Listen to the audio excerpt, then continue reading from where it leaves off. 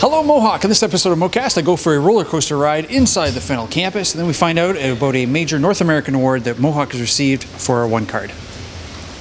Hey, so here we are at MEDDIC. We are testing the teaching tools of tomorrow, including Oculus Rift. So I'm going to put this headset on and go for a virtual roller coaster ride, and hopefully I will survive. Slide this on.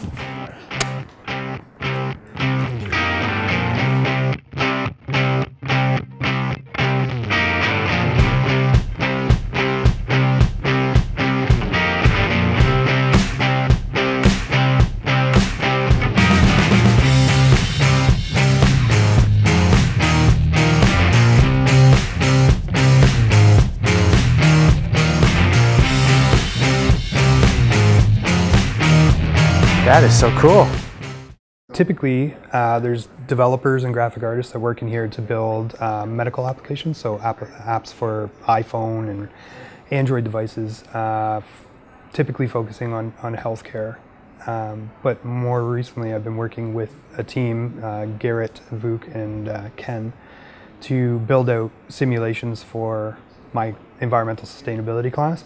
And also some other areas of the college that want to embed games into their delivery.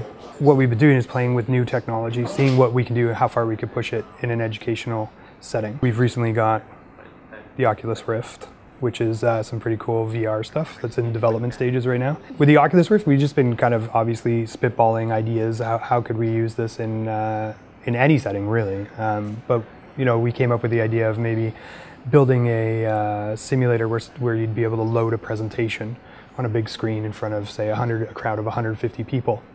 And with the sensors in the goggles, the program would be able to tell you, you're moving your head too much, you're not addressing your audience, and kind of correct you on your presentation style. It would also allow you to prep for big presentations, right? Imagine having, you could select that you're going to present in a boardroom, and you're in a boardroom, your presentation's there, you're presenting to the board.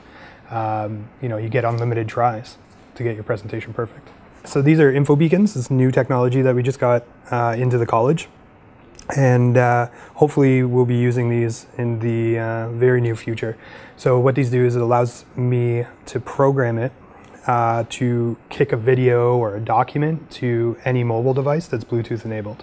So your phone, for example, in my class, if I want to be able to have my students go for a scavenger hunt and find sustainable assets around the college, I could send them out with their devices, with their Bluetooth enabled, and when they get close to the sustainable assets that I'm asking them to find, this would kick information to their phone or their tablet and push out a video of me speaking about the asset, how it pertains to sustainability and in the course, and then would allow them to feed back directly into our eLearn platform.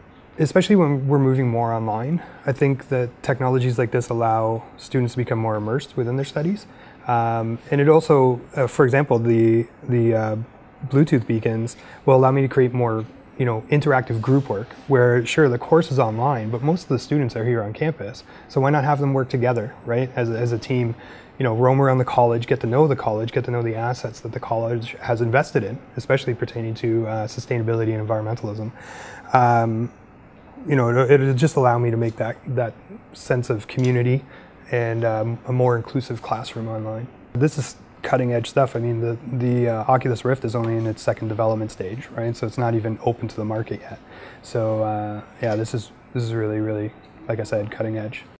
So Mohawk College, we just won a major North American award. To tell us more about the award, we're joined by Troy Heath. Troy, how are you? I'm very well, Jay. Yourself? Never better. What's the award? The award is the Kathy Kaminsky Award, and it's awarded by Heartland Corporation, who is our OneCard partner. Okay. Now, why did we win this award?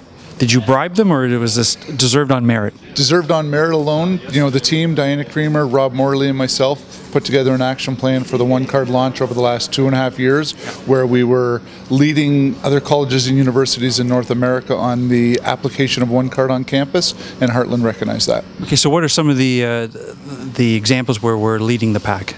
So for example, as you see here, all of our printing on campus and all of our vending on campus is fully integrated with OneCard, meaning you never need to carry your wallet anywhere on campus.